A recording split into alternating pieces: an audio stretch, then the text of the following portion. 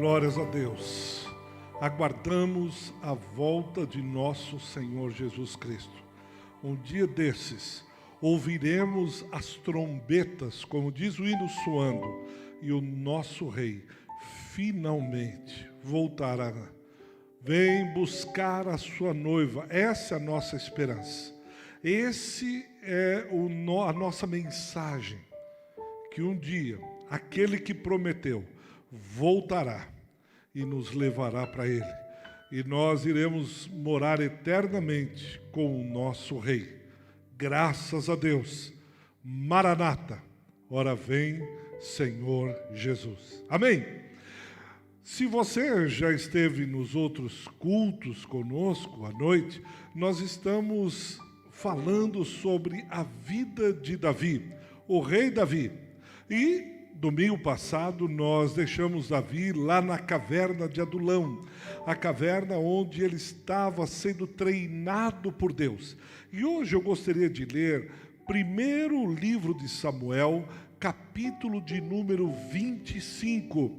Se você está com a sua Bíblia, ou com o seu iPhone, ou sei lá, algum aparelho eletrônico, vamos ler hoje 1 Samuel, capítulo 25, versículos 1, 2 e 3.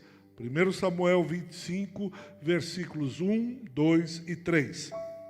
Diz assim a palavra do Senhor. Faleceu Samuel. Todo Israel se ajuntou e o prantearam e o sepultaram na sua casa, em Ramá. Davi se levantou e desceu ao deserto de Parã.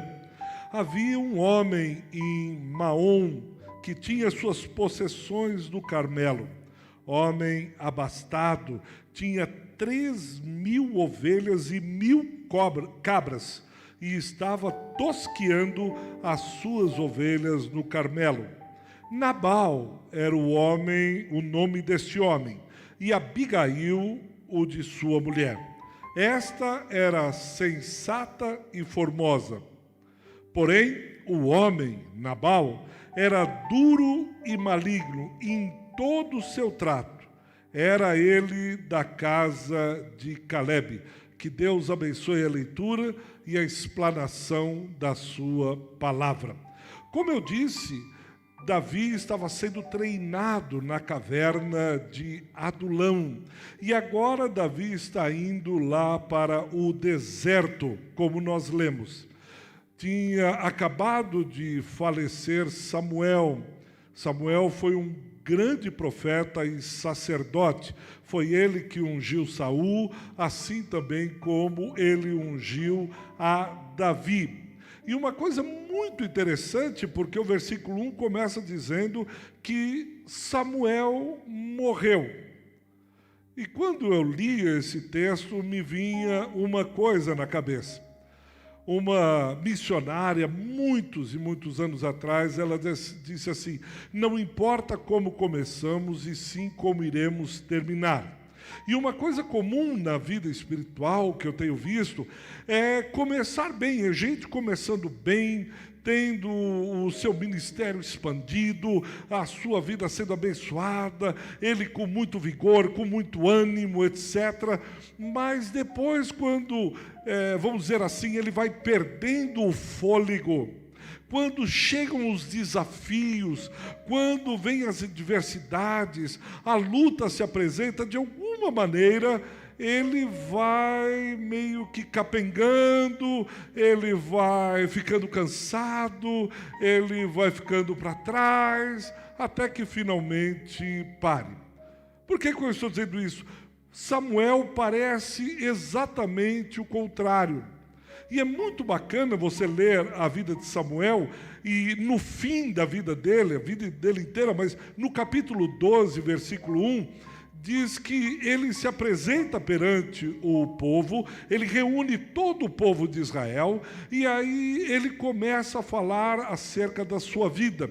Ele começa a se despedir, porque ele já está velho, e ele fala da sua velhice, está falando dos seus últimos dias, e ele vai colocando para o povo: se é alguma coisa eu tenho pecado contra vocês. Se eu usei de usura, se porventura eu fiz alguma coisa, pedi um dinheiro emprestado e não paguei, se eu pedi um favor, se eu fui ingrato, e ele vai discorrendo em todo o capítulo 12. E aí o povo responde no versículo 4, dizendo assim: em nada, em absolutamente nada nos defraudastes, nem nos oprimistes, nem tomaste coisa alguma da mão de ninguém. Nós não temos absolutamente nada para dizer contra você, Samuel. Não há nada que possa macular o seu ministério, a sua vida. É alguém que começou bem e terminou bem. E logo após o falecimento de Samuel, quando o versículo 1 do capítulo 25, dizendo que faleceu Samuel, eles prantearam, etc. Davi, que nós estamos vendo, contando um pouco a história da vida dele, ele vai para o deserto de Parã, porque vocês se lembram, ele está fugindo de Saul. O rei Saul queria matar Davi, queria acabar com a vida dele. E quando ele está em direção ao deserto de Parã, ele encontra um homem, ou sabe de um homem chamado Nabal. Nabal significa tolo. E aí o versículo 2 de 1 Samuel 25 vai falando acerca das qualidades, dos atributos acerca de Nabal. Diz que ele é um homem abastado, riquíssimo, como a gente diz, podre de rico. Porém, ele era um homem duro, bruto, maldoso, tolo, ignorante. Em outras palavras, era um homem muito rico, mas insensato, tolo. Insensato na Bíblia Sagrada significa alguém que não crê na existência de Deus. Por exemplo, Salmo 53, versículo 1, diz: o insensato tolo no seu coração, Deus não existe. Nabal era um homem desses. Ele era um homem insensato, ou seja, a Bíblia Sagrada diz, ele não crê que Deus existe.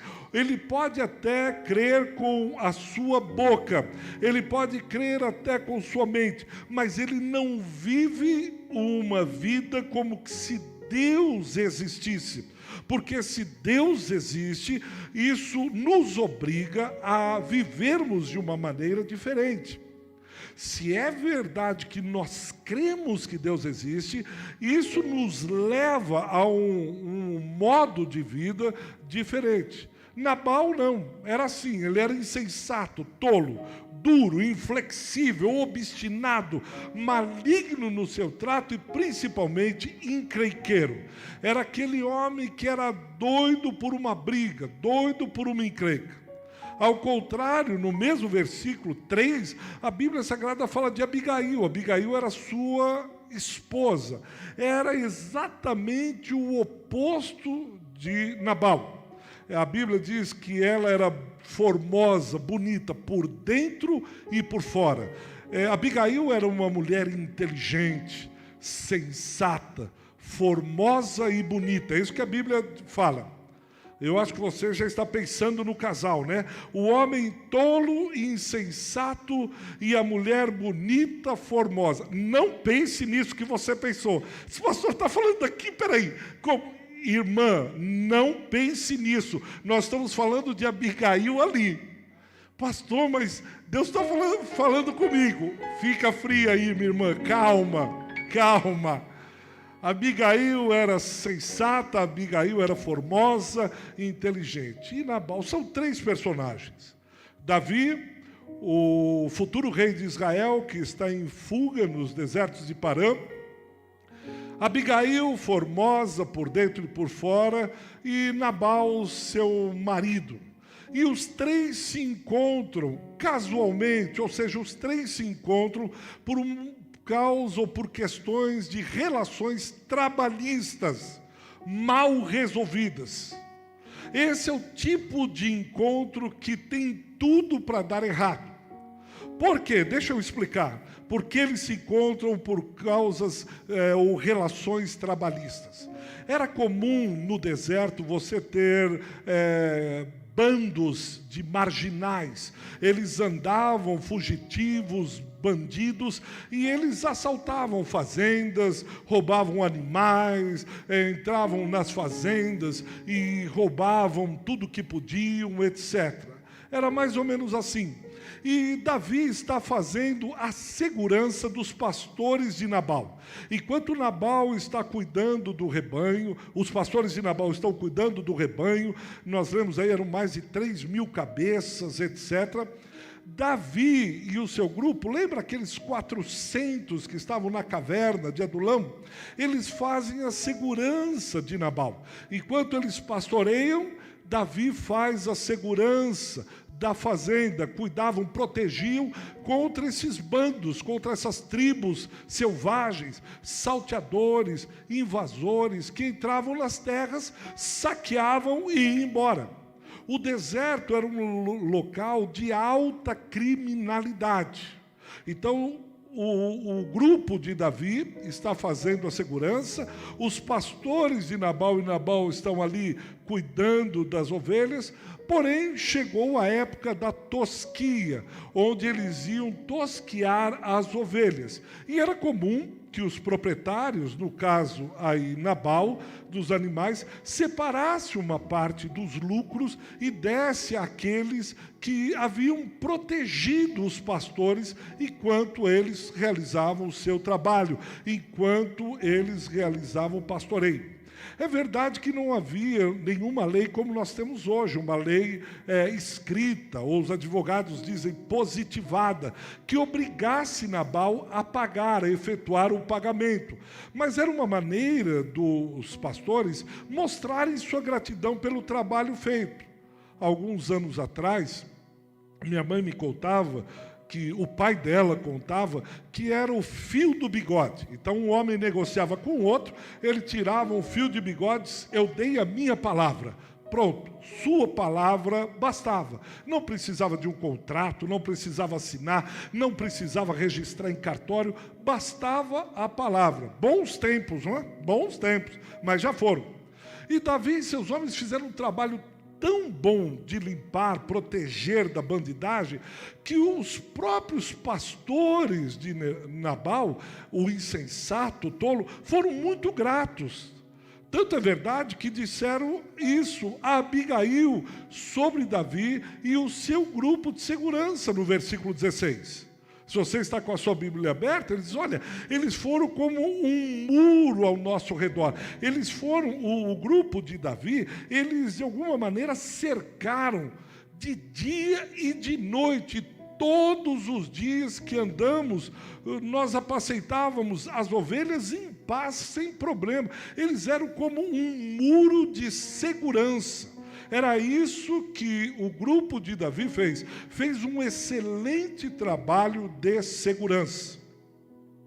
Davi via moços, cerca de 10 moços, dizendo, vá lá até Nabal, eles estão tosquiando, quem sabe você pergunta se está tudo bem, e o Nabal vai acertar sua parte no contrato.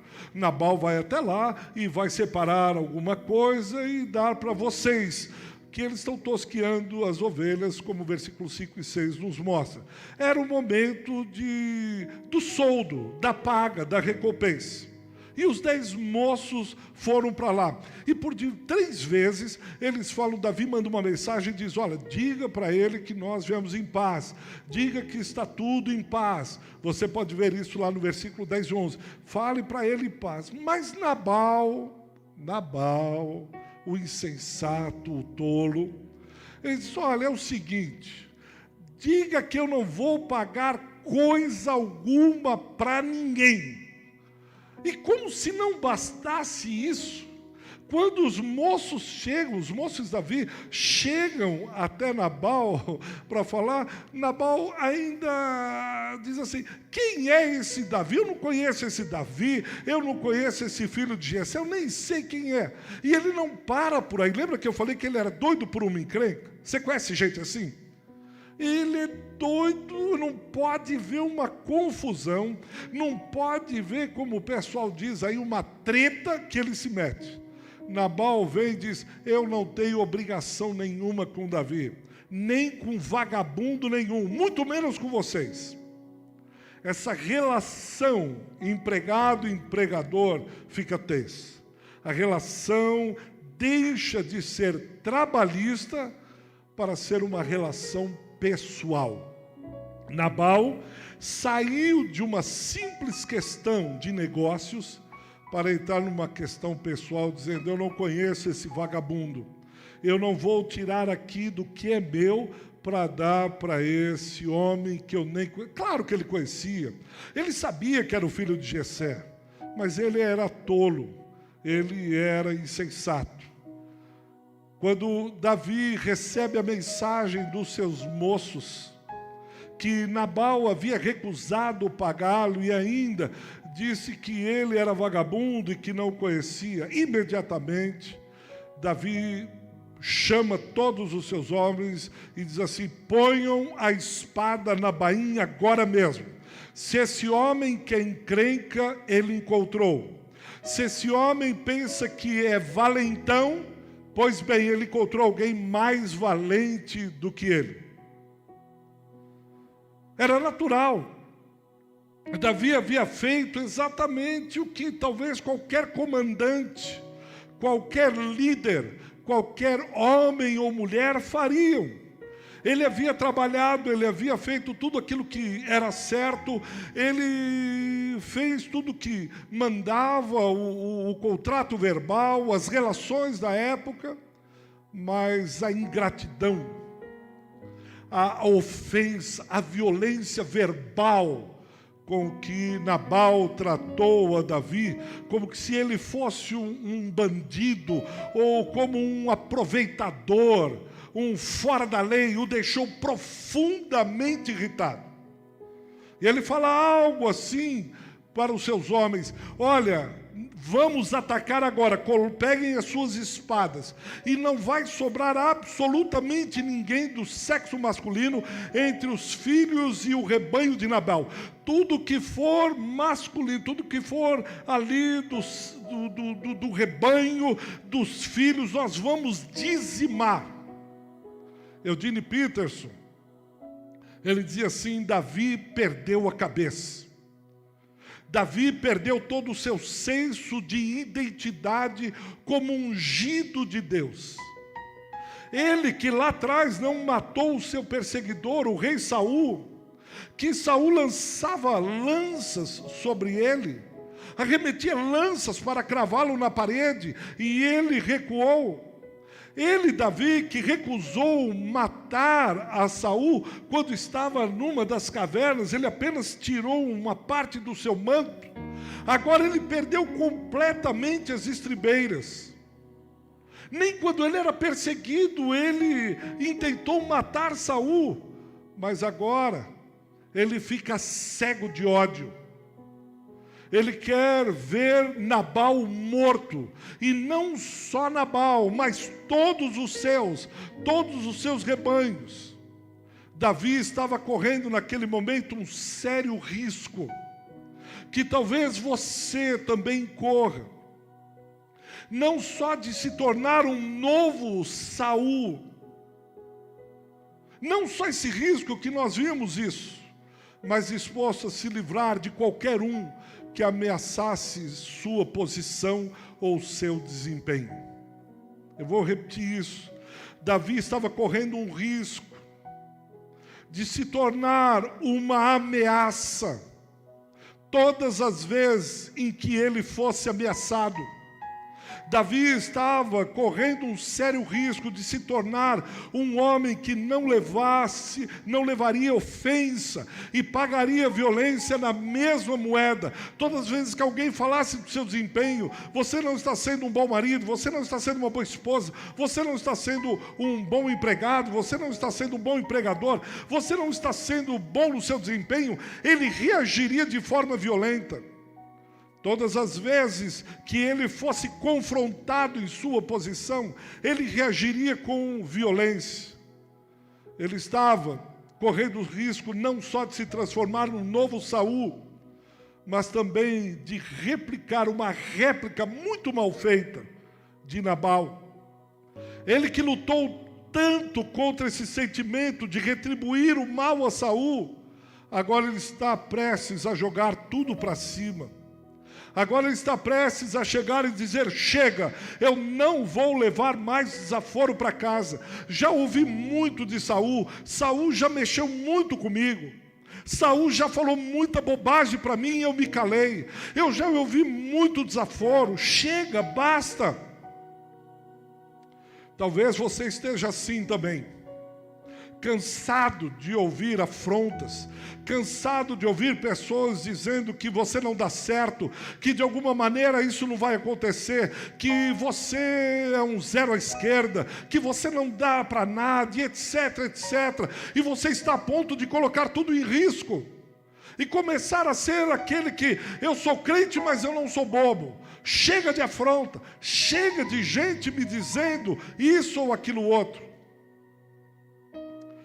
Eu digo a você, meu irmão, não perca o seu foco. Acima de tudo, não perca a sua identidade. Se há alguma coisa que o diabo intenta, nós ficamos pensando às vezes o diabo destruindo um prédio, mandando pragas, etc. Mas ele nos desafia sim, querendo nos tornar pessoas como Saul e como Nabal. Lembre-se da sua identidade, lembre-se de quem você é, lembre-se da unção de Deus que está sobre a sua cabeça. Lembre-se que a misericórdia de Deus o alcançou. Não perca tempo em batalhas vãs. Sua missão não é lutar contra Nabal ou contra Saul. Deus nos chamou para guerrear contra as hostes infernais. Não é contra carne nem sangue. Não se torne um igual a Nabal, porque você perderá seu foco, perderá tempo lutando com bobagem, perderá tempo com batalhas vãs, e Deus lhe chama para guerras dele, não guerras pessoais. Davi corria um risco sério nesse conflito com Nabal, de ficar ali brigando e matar toda aquela gente.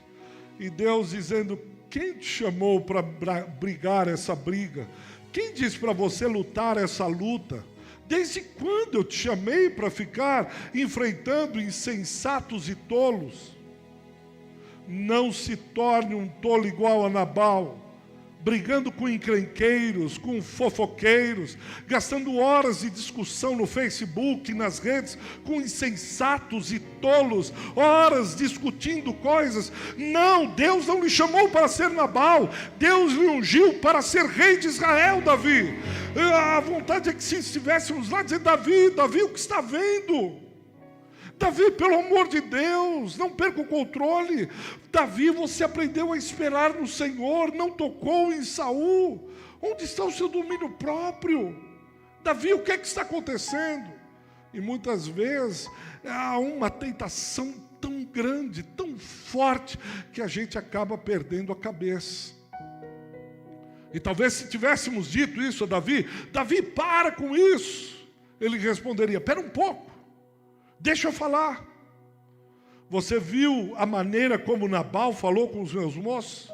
Você ouviu o que Nabal disse a meu respeito, me chamando de vagabundo, fingindo que não me conhecia. Ele insinuou que eu era um bandido. Ele não perde por esperar, Nabal. Eu sou crente, mas eu não sou bobo. O pessoal acha que porque eu sou crente, eu sou bonzinho, eu não falo nada, eu vou ficar quieto, eu perdoo tudo. Não é assim não. Um dos perigos dessas tentações que nos afrontam diariamente é nos transformarmos exatamente como aqueles que nos tentam.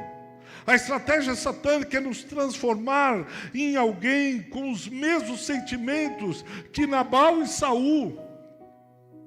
Uma vez eu ouvi do pastor Carlos Queiroz, lá do Ceará, ele disse assim na última ceia de Cristo, ele estava dizendo acerca do seu sofrimento, acerca da sua morte, ele estava repartindo o pão. Ele estava repartindo do seu próprio corpo e oferecendo a si mesmo para Pedro, que no dia seguinte o negaria por 3 vezes. Ele estava oferecendo o cálice com vinho para que Judas molhasse o seu pão, olhando no olho de Judas, olho a olho, e dizendo: o que você tem para fazer, faze-o depressa. E aí o Carlinhos disse assim: é como se Cristo estivesse oferecendo o cálice para que Judas molhasse o pão no seu cálice, dizendo: Judas, apesar de você ser quem você é, apesar de você ir fazer aquilo que você fará, você não conseguirá me transformar ou me fazer como você é. Você não será capaz de fazer brotar em meu coração os mesmos sentimentos malignos que você carrega no seu coração. Não, Judas, você não fará isso comigo. Apesar de você ser quem você é, Judas, eu continuo sendo quem eu sou, o Filho do Deus vivo. Eu vim para perdoar os pecados e não para matar ou trair os homens. Eu vim para dar vida e abundância e não para trazer morte sobre a humanidade. Eu vim para que a humanidade tivesse vida. Não, Judas, você não me transformará naquilo que você é. Não, Satanás, eu não alimentarei o ódio, eu não alimentarei a vingança, eu não alimentarei esses sentimentos, porque eu sou o Cristo, o Filho do Deus vivo.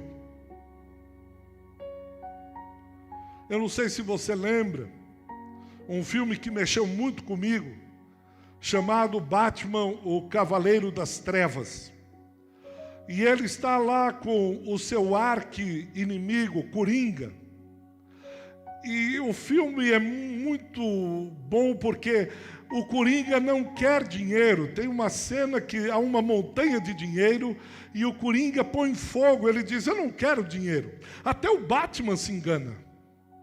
Porque o Batman acha que é mais um bandido atrás de dinheiro. E ele diz: não, não é dinheiro. O que ele o tempo todo tenta é fazer com que o Batman traia a si mesmo. O tempo todo, o Coringa, talvez um dos piores inimigos de Batman. Porque Batman tem um código moral. Ele jurou que nunca mataria ninguém. Pelo contrário, ele é um herói para salvar a vida das pessoas. E lá, numa das cenas, o Coringa diz que está batalhando com ele a fim da alma de Gotham City, a fim da alma da cidade. É muito interessante esse dilema que ocorre nesse filme. Por 2 vezes, o Coringa se coloca na frente do Batman, o Batman vem com sua moto, ele diz: isso, me mate, porque o Coringa não tem medo nenhum da morte. O que ele quer é fazer com que o Batman vá contra aquilo que ele tem como maior certeza na sua vida, que é preservar vidas. E ele fica e diz: venha, e o Batman vai com a moto, se diz: agora ele vai morrer. Aí o Batman tira a moto e bate a moto num caminhão, mas ele não consegue matar o Coringa. E o Coringa diz: eu ainda vou conseguir. Numa cena da delegacia, o Batman está espancando o Coringa, ele diz: pode me bater. Toda essa tua força, Batman, você não consegue aquilo que você quer. O Batman entra numa crise. E por fim, o Coringa coloca 2 barcas para que se auto-explodisse. E ele diz para o Batman: você vai ver que a alma dessa cidade, eles são tão bandidos como eu. Eles vão olhar somente para si, eles vão ser egoístas. O homem é egoísta. Um vai detonar, as 2 vão ser detonadas. Uma eram só bandidos e a outra só gente do bem. E ele aposta alto e diz: você vai ver, eles vão se matar. O homem é mau. Por que você continua com esses seus códigos morais? É a mesma coisa que Satanás quer fazer comigo e com você. Ele quer despertar os instintos do velho homem. Ele quer que nós nos acabemos mutuamente. Ele quer acabar e destruir com a humanidade. Ele quer que você alimente o ódio. Ele quer que você vá em direção à vingança. Ele quer que você detone o outro navio. E o outro navio detone e acabe a humanidade. Para que ele chegue perante o Senhor e diz: o teu trabalho foi em vão, você morreu naquela cruz em vão. É isso que Satanás tenta, dizer que o trabalho de nosso Jesus Cristo foi em vão naquela cruz. Ele quer pôr o dedo em risco e dizer: está vendo, Senhor? O Senhor foi bom, o Senhor se deu para a humanidade, o Senhor fez tanto. Olha aí agora os homens, eles estão se destruindo, eles estão acabando uns com os outros, eles têm vingança e ódio em seu coração. É isso que Saul e Nabal tentam fazer com Davi. Davi, se vingue. Davi, acabe com tudo. Todo mundo é assim, todo mundo faz. Mate todos os machos, homens, cabritos, cordeiros, acabe com aquela raça. Mas graças a Deus, Deus tem os seus fiéis. E aparece uma mulher que é bonita por dentro e por fora. Abigail, quando sabe que Davi está vindo para matar todos os seus, ela pede aos funcionários, os empregados, que façam um monte de comida e vai em direção a Davi. E ela diz: vocês podem ir que eu vou atrás. E aí, quando ela chega, ela vai lá junto a Davi, e ela diz, a primeira frase que ela diz, o versículo 24, 25, diz: eu sou a culpada. Caia sobre mim essa culpa, meu marido é um tolo. Davi, por 6 vezes essa mulher diz para Davi que ela era serva. Por 8 vezes ela chama Davi de Senhor. Ela se humilha. Só há uma maneira de quebrar com esse círculo de ódio, de vingança e de malignidade. É com o perdão. É com alguém humilde que diz assim: olha, recai a culpa sobre mim. Provérbios diz: a palavra branda desvia o furor. E Abigail, de uma forma maravilhosa, diz assim: olha, meu Senhor, eu sou tua serva, recaia tudo isso, recaia toda essa insensatez. Ela não vai e diz: olha, Davi, é bom você vir e acabar com meu marido, eu não aguento mais, aquele homem é um bruto, aquele homem é um tolo. E Davi se alimentando e diz: é isso mesmo, eu vou acabar porque eu sou macho. E Nabal diz: eu também sou macho. E aquilo iria virar uma tragédia. Mas graças a Deus pelos mensageiros da paz, ela vai e diz: olha, Davi, vamos parar com isso. Está aqui todo esse banquete, aqueles homens estão com fome. Me perdoe, se tiver que fazer alguma coisa, faça comigo. Foi assim que Cristo fez comigo e com você. Nós éramos para ser destruídos porque pecamos em Adão. Nós estávamos mortos em nossos delitos e pecados. E Jesus Cristo, a sabedoria de Deus, foi junto ao Pai e diz: eu levo a culpa desses homens. Eu levo a culpa dessas mulheres. Eu morro no lugar deles. Eu me sacrifico em favor deles. E Davi não tinha o que dizer. Ela de alguma maneira traz Davi mais uma vez ao eixo. De uma forma bondosa, de uma forma maravilhosa, ela resgata a identidade de Davi. Ela não critica o seu marido, ela não fala mal do seu marido, ela não quer que a vingança caia sobre a cabeça do seu marido, pelo contrário. E como que se não bastasse isso, como que se não bastasse tudo isso que ela fez, ela volta para casa para encontrar Nabal, para dizer o que havia acontecido. Mas Nabal estava num banquete, completamente embriagado, festejando, celebrando. Mais uma vez, ela sábia, ela vai e deixa para o dia seguinte. No dia seguinte, ela vai até Nabal, ele já está sóbrio, e diz: olha, Nabal, aconteceu isso, isso, isso. Ele tem como que um derrame, e dali 10 dias ele morre. E aí a notícia chega até Davi, que Nabal havia morrido. E quando chega, ele diz: bendito o Senhor Deus de Israel, que hoje te enviou ao meu encontro. Um homem segundo o coração de Deus. É um homem que sabe administrar no seu coração e na sua mente as ofensas, os ataques, a ingratidão, as flechas de homens completamente malignos que vêm para nos transformar em seres iguais a Ele. Nós precisamos de mulheres como Abigail, que coloquem os homens de Deus, seus maridos, no prumo, no eixo. De novo a razão, que lembrem aos seus maridos, que lembrem aos varões, acerca do seu chamado, da sua vocação, do porquê um dia o azeite foi derramado sobre a sua cabeça. Esse país precisa de homens e mulheres como Abigail, que quando a tragédia está iminente, quando a tragédia está prestes a ocorrer, ela tem uma palavra de sabedoria, de paz, de amenizar conflitos. E eu fico imaginando a cabeça de Davi. E disse: eu iria colocar todo o meu ministério em risco. Eu iria colocar minha vida, meu currículo teria um traço de sangue, porque eu matei um homem que simplesmente me afrontou.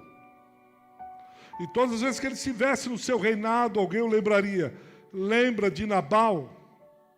E ele iria carregar aquele sentimento pelo resto da vida. Mas uma mulher sábia, apaziguadora, pacificadora, entrou no meio do caminho de 2 brutos, de 2 machos selvagens, e apaziguou, brandou o coração de ambos e chamou para si a culpa. Meu irmão, minha irmã, Deus está nos chamando para sermos esses pacificadores. Precisamos pedir sabedoria de Deus. Precisamos desse conhecimento de Abigail, a fim de levarmos paz aos lugares aonde o Senhor nos enviar. Deixar de lado a loucura, a braveza, a irresponsabilidade e lembrarmos da razão de Deus ter nos chamado. Eu convido você a orar conosco agora, onde você estiver. Aguarde em Deus, espere confiando no Senhor, porque um dia desses, Deus fará aquilo que precisa ser feito. Deus fará aquilo que precisa ser realizado. Vamos orar? Pai bondoso, em nome de Jesus, eu peço por todos esses que agora estão nos assistindo, por esses que ouviram a tua mensagem. Essa mensagem não é minha, essa mensagem é tua. Que o Senhor possa levantar essas mulheres que pacifiquem a sua casa, pacifiquem os seus vizinhos, pacifiquem a vida tão conflitada, tensa, cheia de abusos e de violências verbais, inundada de afrontas.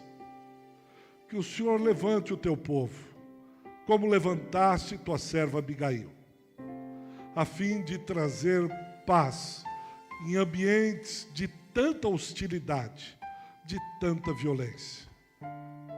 Que seja assim, e que eu, e esse irmão e essa irmã que está nos assistindo agora, possa ter essa sabedoria de Abigail, para levar a mensagem da paz, assumindo a culpa sobre si e depositando aos pés da cruz, onde toda dívida foi paga.